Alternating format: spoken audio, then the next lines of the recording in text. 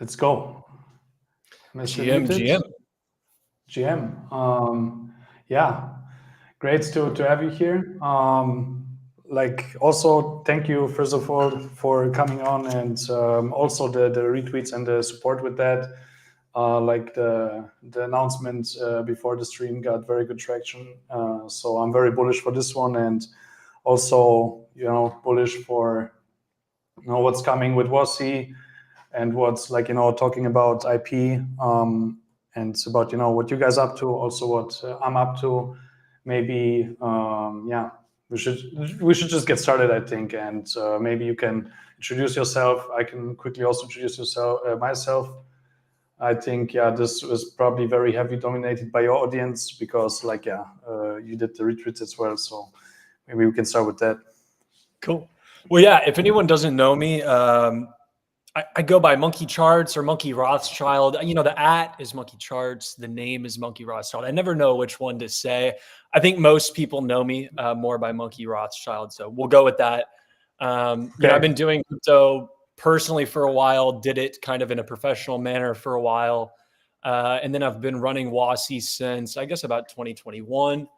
And, without getting into it, and I'm sure we will more, but just to kind of glaze over wassy, I mean, it's a crypto native IP that we run as a company essentially to do like two things. One is like to proliferate the culture, and then two is try to make like good impact on the world. So we've been doing that for a few years now, and personally, that's pretty much what I do, as well as just a few other things, including trading and whatnot. Oh, sounds good. So maybe I also just quickly introduce myself, and then I actually have a lot of questions about wassies, how did it get started, and I think we will go into all that for those who don't know me.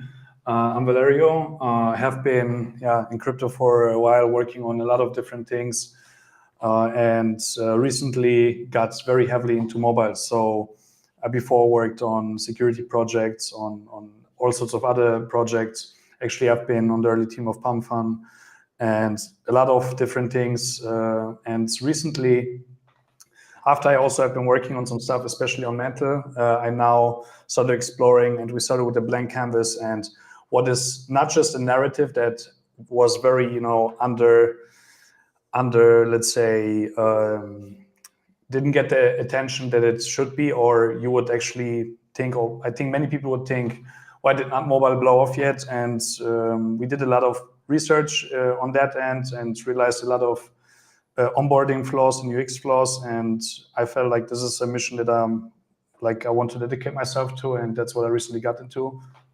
And that's what I do with funny.money. You can check that out. And I think during the conversation, I will also tap onto that more.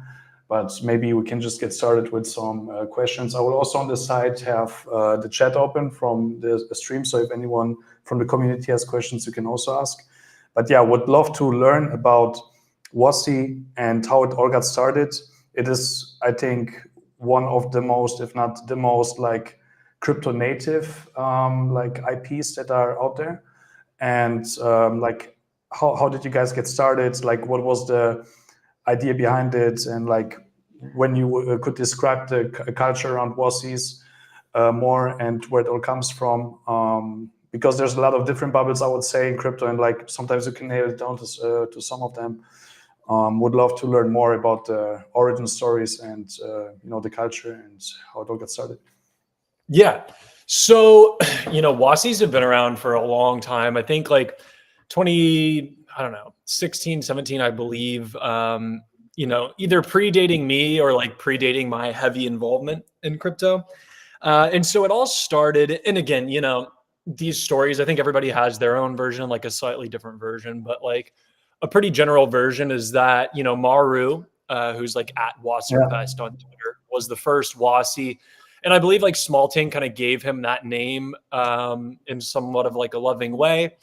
And, again, I could go into more detail, but then it gets more hazy. It's better to ask them yourself. But long story short, more and more people started kind of identifying by wassies. There's a guy named Tuskino. I never know if I'm saying that right. Tukino, something like that. It's Tsukino. And he drew kind of like the first version of a wassie, which is like a pretty simple 2D sketch. And since then, like so many different people have made their own versions, and like a lot of people like to rep them. A lot of different artists like to make their own, and so it's a pretty cool thing, to be just like completely born on crypto Twitter. And Smalting himself is obviously like a pillar, just kind of like the role he plays. He's kind of like the newspaper. So I mean, that's just like a super general story on wassies, and then like us as a project, the planning and all that started pretty early on. Building a 3D project takes like a lot of time. And so, by the time Wassieverse minted, I was like just barely getting involved around when they minted. And long story short, things kind of went sideways. The artists really fell short, all that. We had also kind of missed the NFT rush. So things were a little tough. And we decided to just like restart basically from zero, make new art. That's when we, once we finished that is when we made our move to Solana. And that's where our like, Genesis collection is, to this day. And, there's definitely more after that, but I guess that's at least like a general overview of like how we got here today, roughly. To put that in a time frame, where... Oh, wait, I need to mute on the screen here. Unmute. So to put it on a time frame, where more or less would you say it all started, or like you just explained, but like we're talking here 2023, or when exactly, like on a time frame, or even earlier? So the first mint, you mean on ETH? Yeah, or like basically from that, and then like how things evolved to Solana. Mm-hmm. Yeah, so there was a pretty big gap, and I always tell people I'm chronologically retarded. Like I really struggle like putting dates on things. So I want to say that the ETH mint was like early 22. I want to say, and then there was definitely a period of time where like you have to understand. So like the prior leadership was actually OX Bags, and everybody knows him now because he posts like photos of his family on their orchard. And another guy named Rar, who's still active in the space, kind of doing other stuff. And really, like, the reality is they had already put in like a year or two, and like, they had personal life kind of knocking at their door. And so, after all the artists had to be refound, whatever, essentially the team came to me, and, I had been advising, but taking a pretty active role as far as managing the team. And they came to me and they said, hey, like, we want you to be the leader here. And I was like, yeah, of course. And so from then we kept some of the artists, we hired some new ones. We redid all the 3D models, made completely new assets, which I think are really like some of the best NFTs on the blockchain. And and then we launched on Solana. Let me actually check. I guess it was, like I said, I'm really chronologically retarded. I think it was like late 23, maybe, no?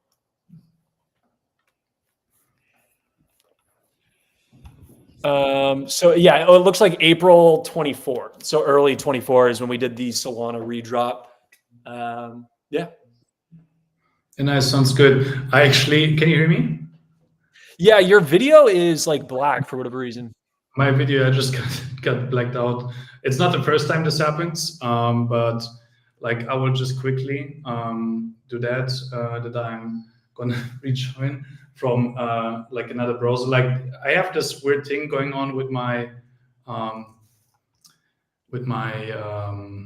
computer for whatever reason. Give me 1 second. I'm gonna just show the camera. While he's fixing that, I'll just ramble a little bit. Yeah, I'm sure a lot of you guys follow Inverse, Bob, but make sure to follow @Wassie. That's our main Twitter and like kind of the hub of anything we do. You can see there's some other accounts we have, but that's the one definitely to make sure you're following. Sounds good. Like I just fixed, like I switched to my webcam. But yeah, also wanted to ask when would you say was like the time where like you said, okay, we're like, from what I understood, it's like kind of also like a CTO that happened with Wassie. If you could put it, or like if that's like the right wording for that. Yeah, I mean, like it's kind of funny because I mean, like I wouldn't like really call it a CTO, but I mean, essentially after the mint, Smalting, I don't know. I know it, and I say it because I don't really know anything about it, but I know it well through working, with them and like their character. And like, there's just zero chance that he was ever going to like give up on this at all. And so, I mean, like the CTO, quote unquote, was kind of me and him. And like, there was some money in the treasury, but a lot of it had been promised to the artists and the team who had worked prior. And so like when I kind of took it over as leadership, and him and I, like, we basically bootstrapped it for, a year plus or around then. And like, it kind of started anew. So I don't know if you would call it like a CTO, but definitely a unique thing where we kind of had to like restart it. And then, yeah, there's a whole bunch of other like intricacies, but you could get lost in it kind of. Like we don't have to go into all those details. This is probably also like too deep and too much. But like to touch on IP, I think this is like where I felt, especially like you have that on your Twitter as a banner as well with the Amazon thing, and like I felt like probably you want to take you will have your own take on it, but I think Pudgy Penguins is a good comparison. Maybe or maybe not a good comparison where like it feels you want to grow into a more mainstream IP. And from when did you like start the plans? Like when did you see, okay, we're gonna take this beyond the collection to like come and like build out the brand and become an IP and want to go into the direction of being a mainstream IP, with the plushies that you can buy on Amazon and like the plushies that I also see all over Twitter, and it being like more of really like a IP than a sole NFT collection. Yeah. Yeah. I mean, honestly, you got to give credit where credit's due. And Luca, I think, blew those doors open and just showed us all it was possible. So I think, honestly, like we had plushes early on, and they went viral. And, that's the original kind of small team green plush, if you remember it. And those are still available like on OpenSea, and they're NFTs. You can burn them to redeem for a physical one. They don't trade very often. I think they traded like a couple grand or something like that. So we knew that there was something there, like as far as like bringing this into the real world and kind of like getting penetration that way, getting growth that way. But watching Pudgy do it really, really well definitely helped. And I spoke to Luca a couple times, like a year or two ago, and it definitely helped open my eyes to that. I think the reality is that everybody has to kind of pick their own method for that and how they want to enter. And like, Pudgy has done it well. You look at something like a Labubu and like it's similar, but it's also very different. You have like the randomization aspect and things like that. And so I think for us, like finding our identity as a retail brand is, to be clear, it's something we're still doing. Like, I view us as really early in the lifespan of Wassy, right? Like, so we're still kind of like discovering this identity, but we're definitely nailing it down more and understanding what the market wants. And I think understanding how we go from like a niche crypto Twitter, thing that everyone loves to something bigger, but also while staying true to like our values, if that makes sense. No, makes sense. Absolutely. I think like there's like still a lot of like room to grow, or like what means room to grow. There's a lot of like potential where I'm very bullish. It can grow and will grow in terms of like mainstream IP. And this is especially like, with the characters in the 3D style you have, in the 3D art you have, this is like so, it is like such a good foundation, and like so you can do so much with it. You can do like Pudgy did. You can do games with it. You can do like TV shows even with it. You can do like media with it. You can do a lot of like formats and type of content with it that will like appeal to a mainstream audience. Because I think first of all the art is cute and nice and funny. I especially like the character with the green character, the frog, is like my favorite wassy. And like I think this is something when I think of like mainstream IPs that like this can really like grow into that. Yeah, it's like people just have an innate reaction when they see it. You know what I mean? And like I've sometimes I'll be like in the airport or something, and I'll like have like a shirt on or whatever, and someone will ask me what it is, and like they're just smiling when they ask about it. Yeah. And that's the type of thing, like, I don't know, you can't pay for that. You either have it or you don't. And so I think, like, you know, for us, like getting these plushes on Amazon recently was great because it showed us like how much demand there is for lower price point, you know, real life cute items, essentially, to overgeneralize. And so again, you know, like as we find our identity, I think like building a brand that balances like having a consumer side and a collectible side, the sky's just the limit. And when I say consumer and collectible, like it's something I think about a lot. And I think like, okay, so, you know, look at collectibles in real life right now. Look at Pokemon, look at Labubu, look at everything else. I mean, collectibles are insanely hot. Okay. And so you look at like what makes a collectible. And the reality is like there needs to be an ecosystem for there to be really high value collectibles. And so like I always go back to Pokemon, but like you have to have such a wide base in order to have like these ultra rare things, right? It has to and so like lore. Like that's I think one thing with Pokemon. First of all, everyone like can resemble to it, like have childhood memories with it, or like it makes you, when you think of Pokemon, it makes you feel something. And I feel like here with wassies, it also makes you feel something right away when you see it. So that's like the foundation really, and then it's like really about the deep lore and like, you know, things associated with it. So I mean, Pokemon has its whole own universe, which like very, you know, you can go down this rabbit hole like very, very deep. Also, like we had just last week on here on my live stream, Proof of Jake from Rip.Fun. We also talked a lot about Pokemon cards, and it's like I spoke to him this morning. Yeah, great dude. It's very, very cool guy, and like through that, like I have not been too deep into this whole Pokemon thing. I knew this is a thing, and I also saw it like, you know, influencers or like, you know. I think there was like a couple of years ago, Logan Paul bought like a very expensive Pokemon card, and like I saw this is like kind of a thing, and I knew there's like a lot of value attached to that, but like I never really saw like the depth and like how big this market actually is, and there's like so much potential to tap into that. I feel like that there have been examples of it like coming from crypto debts. Me personally, I think like it was like kind of artificial.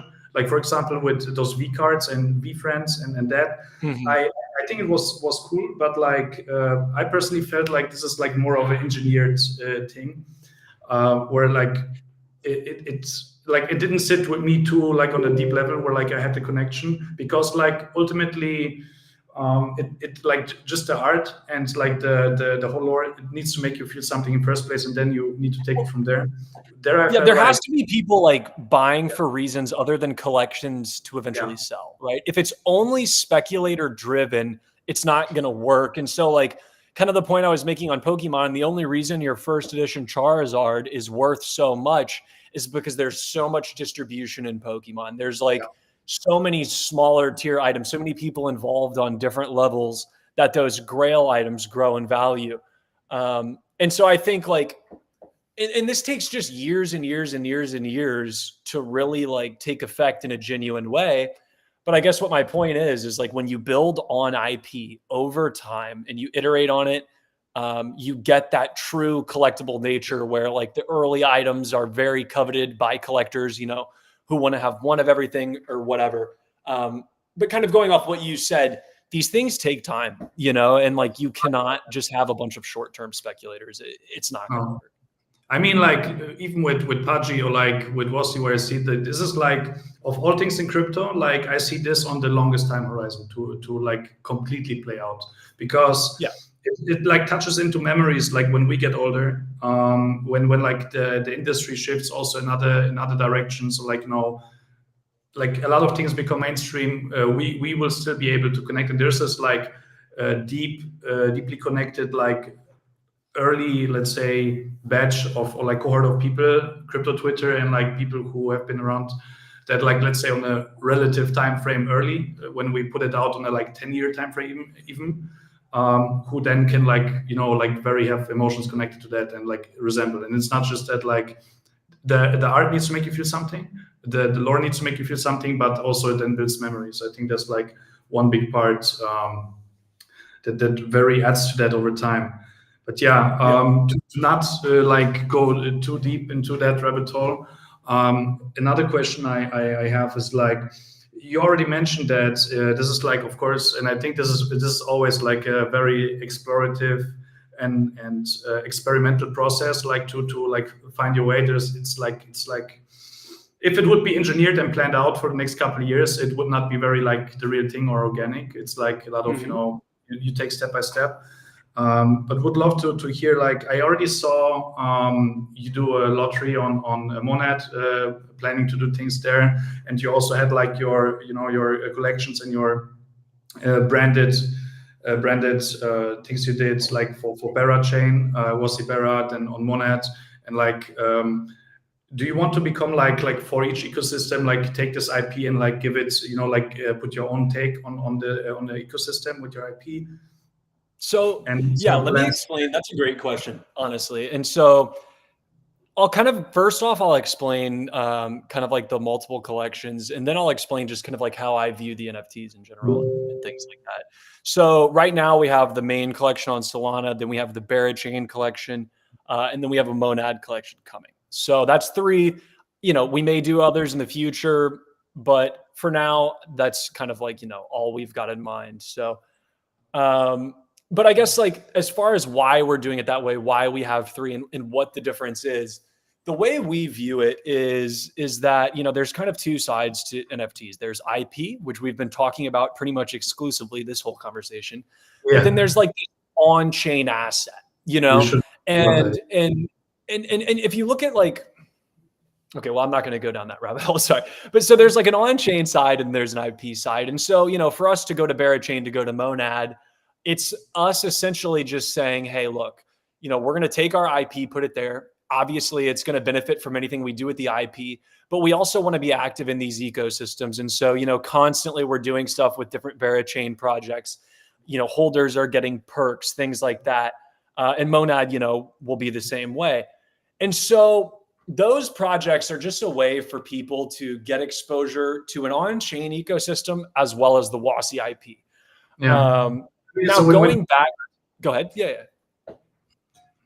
Go ahead. No, I mean, like on the one side, you have the chain who wants to gain exposure to a community, and on the other side, you also benefit as an IP from the growth and like the opportunities that come there from a new ecosystem. Yeah, exactly. And so, like when it comes to like NFTs, it's interesting because NFTs get like almost 0 passive flows. So like if someone's buying your NFT, like it's because you're doing shit. People don't just go buy NFTs nowadays, in this month of September 2025. And so, for us, and that's been the case for a while. And like the reason I think we've had like some positive price action and like some positive interest that way is because we've, made some investments and done other things like returning value back to our holders. They got the Pangu airdrop. There's been other ones. There's multiple ones going right now that are points. And so, our goal is to make it really nice to hold these, to provide people as much value as we can back while also growing the IP. And so then, like, I guess what I'm trying to say, or like the way that I view it is like, you should be kind of getting an ROI on chain. Yes. Maybe in some case it's an investment that we made and maybe we're returning some of that back to you, or maybe it's just one of our partner projects that sees huge value in the Wassy brand. And, is either just giving us, something, or maybe we're helping them and, in return, they're giving our holders something, whatever. But the goal is to be able to hold these and like, get a return. And so I've rambled there. Yeah. No, like that's also like actually, I mean, there's nothing specific there yet. I mean, we chatted before in regards to funny money. Like we're right now drafting something up, and there will be definitely cool utility for Wassy holders. That's some alpha here. But like, yeah, I actually we're right now in the process of like drafting to gather things there. But like we'll also follow up with that. And I think this is also like when as a business and like on chain in crypto, there's like I think also like the best you can do as a brand and as wassy and with your NFTs is like we just focus on making like creating as much value and utility for holders, and that makes you basically go up in value and makes a wassy a more desirable collection.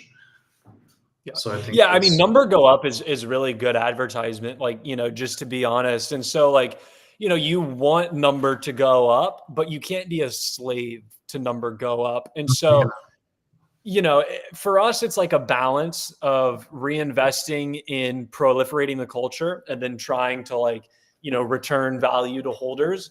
And like, for example, we wrote a Monad check and those tokens are vested, but we'll be getting them. And so like, some of that will be returning to holders and some of it will be using to fund, larger scale products, IRL and whatever.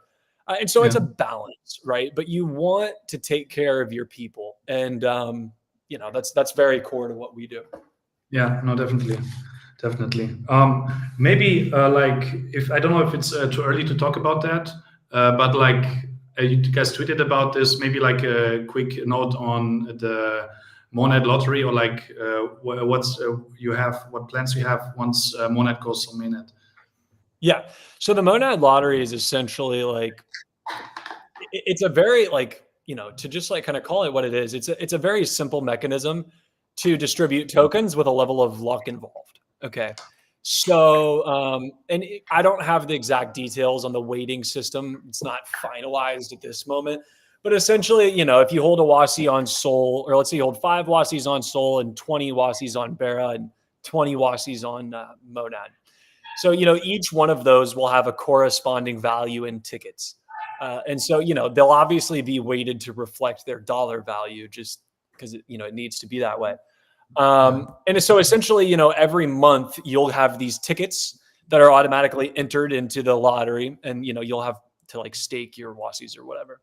And then so every month, essentially you'll get a winning or a distribution of Monad plus some other stuff. Not really at liberty to like say the other thing, but we've made another investment, which, we're expecting to have a token. There's obviously a warrant involved.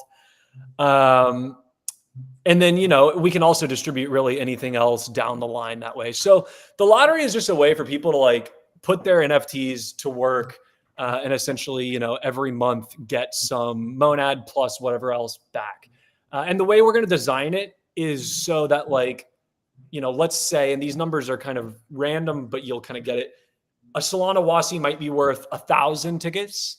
And let's say a Bera one's worth 80 tickets. But those larger numbers help smooth out the randomness, so most people win every week. Does that make sense? That makes sense. Makes absolute sense.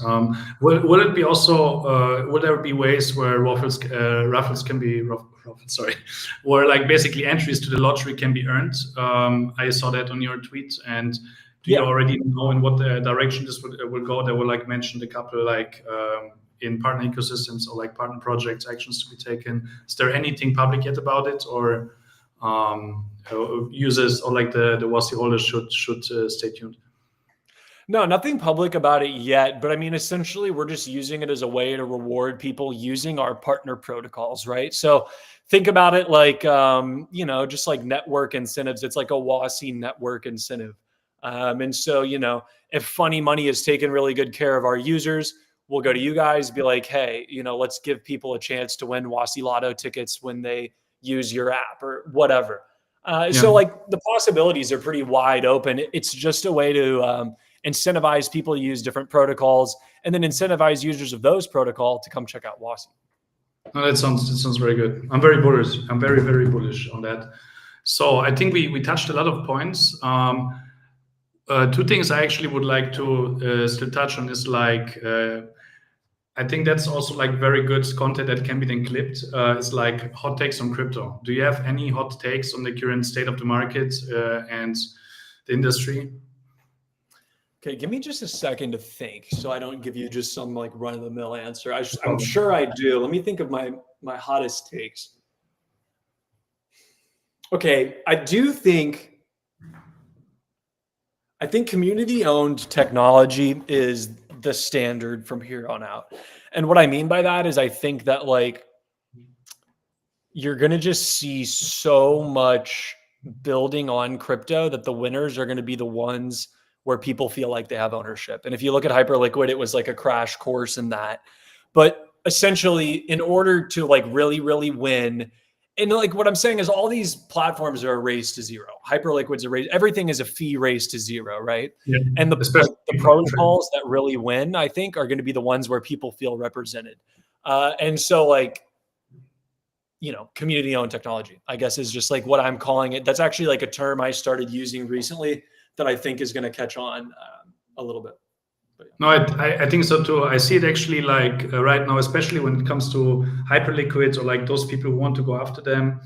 I mean, there's been a lot of competition recently in perps protocols, but there's a couple like Extended, for example, is one that I have been really seeing. Also in my friend circle is like people feel like they have been early part of it. Of course, there's a lot of farming going on, but you know, like being part of that journey, like gives them the feeling. First of all, it creates the retention, and like from the retention, you get also used to that product, and it will be just maybe down the road also your go-to product, and also like, you know, creates that word of mouth. It creates all that basically, you know, those foundations, and I think word of mouth is very underrated still in crypto. So I think that's plays a big role. Yeah. You know, word of mouth is like a manifestation of buy-in, right? And like I've spoken about this, you know, briefly, I think like in other situations, but I think of digital communities and any like protocol, any token, anything is a community not that different from like a real life community. Definitely different, but not that different. So like you have cities of all sizes, and then you have digital communities of all sizes, right? And so think of like something like Jupiter, okay? Jupiter is a huge city, and every city has to have like some sort of economic driver, and it has a reason that people are there. And so obviously for Jupiter, we're all probably pretty familiar with it. But the struggle that digital communities face, such as Jupiter, and by the way, love Jupiter, just like my take on growing something kind of past their size. The biggest struggle with these digital communities is there's just no friction in leaving. And so communities that are able to like capture people in a meaningful way and make people feel truly a part are sticky and will win. And so like, for example, like if you're at, you know, your hometown and like this is your real life community, not a digital one, gets hit by a tornado, like the odds that you just like pick your kids up, tell them to move schools, leave are like really low. But in a digital community, if something gets hacked, it loses momentum, things like that. A lot of its users are going to get up and move to whatever else is going on that's better. And so, you know, finding ways to create buy-in, to create identity, that is key. And it's something that like, look, Wassy is not a mega city by any means, but what Wassy is it's a community, a pretty large one, not a huge one, that is like super tight knit, and where all of the people who live here are not going anywhere. They've been here for a long time, and their plan is to stay because it's just a part of who they are. And yeah. No, that makes 100% sense. That's actually also one of my goals with Funny Money is like creating this lore and creating this basically. It is like basically a feeling you have to give people, like, and something they can identify with. It can be either, I think, with Wassy and NFT collections, like it's like a culture. I mean, it all comes down to culture at the end of the day. A lot comes down to culture at the end of the day. But like, how do I like, you know, circle around my product, you know, something for people to identify with, and that comes down to first, like, I think it's also very important who is your first, like, let's say, user cohort, or your first, like, you know, demographic that you really like try to tighten in, because this plays, I think, a big role.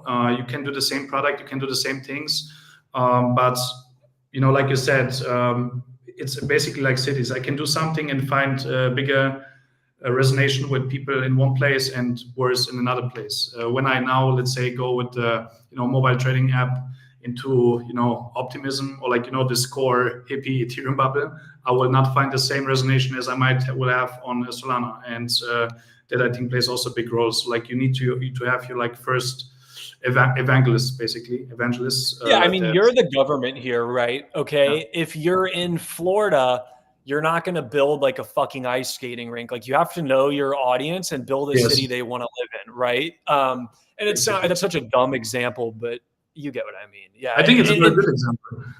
And you mentioned earlier, and it's so core, is like, I always know the direction wassies going. I know where we want to be in a year or 5 years, but I'm totally open to changing that, you know, and like, or at least parts of it, right? There's certain things that have to be guide stones, but you have to just be listening to your community, be listening to the market. Sorry, I just got a text. I mean, community also evolves over time. Community and culture evolves over time. I think Ethereum is a very good example of it, where, like, you know, what was and sounded right to people maybe a couple of years ago sounds very wrong these days, and people left, therefore found resonation elsewhere. Like, I think this was like one of the biggest things I saw, like, was really, I think, over the last 1.5 years is like a big shift of a lot of Ethereum people moving over to Solana.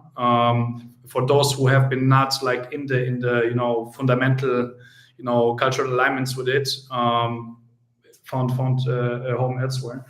So sometimes you just also don't feel home in the city anymore, and you move. I think that's also one thing there. But yeah, like, to touch on one more thing, overall has been, I think, a very good live stream. I think there will be so much good. I also have to give you props. You're a very good public speaker. I appreciate it, bro. There will be a lot of good clips coming from this. One more thing I definitely want to touch on is cool things on chain, and what you think is, like, you know, cool upcoming products, cool things. Like, right now, there's been, like, definitely, like, right now what's really trending are like those things: prediction markets, perps, and collectibles. Maybe what you find cool in that, or, like, you know, other things that you might find cool. And, like, to sum it up in the end, would love to hear your take on crypto mobile, since, like, this is something I'm up to. Yeah, well, luckily my answers both actually tie in perfectly. But, like, I think there's a lot of interesting stuff going on in just, like, the user app space. And you mentioned prediction markets. First off, credit where it's due. Credit to John Wang. I think he just kind of ran a master class on, like, how to force people into mindshare. Just side note there, but he kept tweeting, like, every day for months, everyone needs exposure to prediction markets. And, like, the obvious funny part being there is no way to. And then announced his job with Kalshi, whatever. But really, the guy is just like a master as far as, like, controlling a narrative. But so I think, you know, prediction markets are a really cool consumer app, but consumer apps in general, I think, are something to just be watching. And, like, you know, you're talking about mobile. You guys are obviously focusing on mobile. Look, most of the world that's not a nerd is on their phone. They might not even have a laptop. Like, a lot of people don't have a laptop. They might have a work laptop. They probably don't go on their laptop much outside of work. So I do think the future is mobile.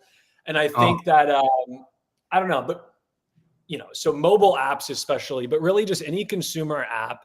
You know, I think, like, Rip.Fun, we mentioned Jake. That's really cool. Stuff like this that basically takes things people are doing, makes them better, or lowers friction.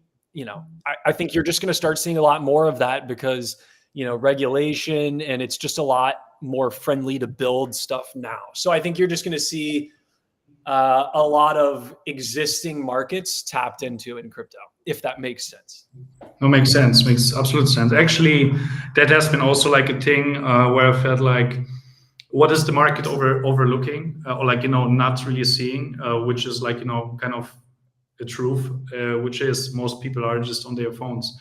So unless, you know, like, crypto is your job, and, like, you know, you're locked in on your desktop and on CT for like, you know, professional reasons as well, you're not gonna spend desktop time that much on DeFi and crypto, either, like, from an investment side, but like, when it comes down to consumer, there's, like, very little reasons to spend a tremendous amount of time on chain when it's on desktop. So I think the friction, when we reduce that will be a big pain point for, like, actually becoming also a tool for, like, brands, for, like, you know, more consumer apps and, like, consumer experiences to get on chain and do stuff. Like that's why really also onboarding is, from our mobile app and what we do, the biggest point. So we exclusively focus on passkeys.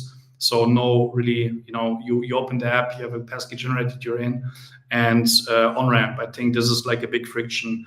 I feel also this is like the big pain point when it comes to like people who kind of know what's going on, but like not really are tapped in, are like, it's like this onboarding friction where you just give up, and it happens so often. Actually, there are like studies about it. Is like there's such a value leakage when it comes like you download an app and then you get the KYC pop-up for MoonPay or whatever it is. Should people just oftentimes give up at that stage? And if we could eliminate that friction, like how much more value could it have added, for this industry and for on-chain in general? Imagine I mean, Moonshot was really printing at their peak. I think they made like 70 million in revenue, even though their on-ramp experience is very shit. So like, what if we would have like have on-ramp and like in general crypto onboarding feel like you buy something on Amazon, or like you just like Stripe checkout. And I think that's and then that delivers a huge value to other app makers as well, because they want their users to get onboarded at the littlest friction possible. So now I'm bullish on what you guys are doing, and I think you guys have a great view as far as how you need to do it community wise. So Wassie's hyped to be a part of it, and great, man. Thanks for that amazing live stream. I'm very bullish on that one. I think like there will be so much good clips coming out of that, and we'll definitely follow up. And I think also this is like now almost 400 people. Like I'm not really sure how Twitter counts it, because it says views and you never know how much are actually like live right now. But it has been a good live stream, definitely. And also thanks for sharing and like driving the attention to that. I think played a very big role in this. And like thanks again. And if there's no questions from the chat or other people watching, I would call it a day and wrap it up. Okay, I guess while we wait for some questions or just give people a minute, I'll just like say one final thing. And like I've been doing this for a long time now, and I've seen a lot of people come. Actually, we can go as long as you want. It's up to you. I just felt like I don't want to hold you off too long. Like no, you're good. I have like one kind of just like ending message, and like it's just simple, but it's just play long-term games with long-term people. Like don't get caught up gambling in the pump fund trenches. I'm not against pump fund or things like it, but just align yourself with teams who you agree with ideologically, who are going to be here building in years. And if you play the game slow, you can do really well. And we would love to have you as a part of Wassie. And that's about all I got. Definitely. I mean, we want to really align also, with your values, and that's like obviously, it needs to make sense, and like definitely our goal in the long run with the app and like what we do, and like I think that's like also should be like for us, this is like the big goal, become like at one point like really the one onboarding point for people to have their first touch on chain, and become like a everything app down the road that is like very much known for being the fastest way to just get on chain and to do things on chain. That's like the like first touching point really. And like to touch on Pump Fun, there will be, I think we will announce it more detail, like when it comes down to product features soon, like what we will have in that regard when it comes to like, let's say, buying or buying in the trenches, or like trading in the trenches through funny money, how that would look like and to what regard it will be there. But like aligning with the right values and playing long-term games is our main goal. And there's like certain things where I would say this is like a more like a product strategic thing, where I feel like sometimes you start from somewhere because like you can capture early cohort there and capture early value there to then grow to other places. That's sometimes I would say a thing, but the main goal for us is definitely becoming mainstream app. I like, the thing is from the day on I bought that domain funny.money, like I knew this is like that can be big. That can be. It feels like this domain for me. It like sounds special, feels special, and like I would say when like a random person hears it, funny to money. Yeah, it can be more than just, or like it will be more and is more than just like trenches trading. It should not be, you know. Yeah, well, no, I mean, I think like the reality is like water flows to the point of least resistance, and so you know, user abstraction is going to be big, where people aren't going to know what chain they're on. Like, yes, that's onboarding. fully. Yeah, and so you know, building technology that gets people where they want to go as quick and frictionless as possible is always going to be bullish. And Yes. yeah, I think like, you know, you guys and a bunch of other people are what's going to allow us to make this like as simple as using Venmo, but for any app, you know, in the world. Definitely.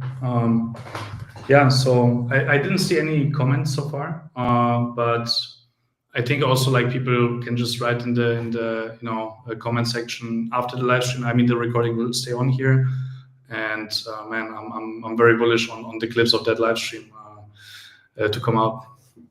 Cool. Yeah, let's do. You know, I'm always happy to come on here and chat, and I think it'd be fun to even get some of our mutual friends here and Yeah. maybe do like a group discussion. You know, some of the people we were with in France, I think, could make for a great conversation. Yes, definitely. So there will be actually one person from Safehouse coming on next week, and this will be like in-person live stream in Singapore. I'm very excited for that one. We'll like I will make an announcement next week for that as well. But like I will let you know like the emulator, and then like I try to have always one weekly. Actually, I should even increase it. It could be more than one weekly. You know, more than one time a week a live stream with other people on, and you know, like I just love doing that, and I feel like it's so, especially with live streams, it makes it so easy. We have a conversation, you know, just like a open yapping.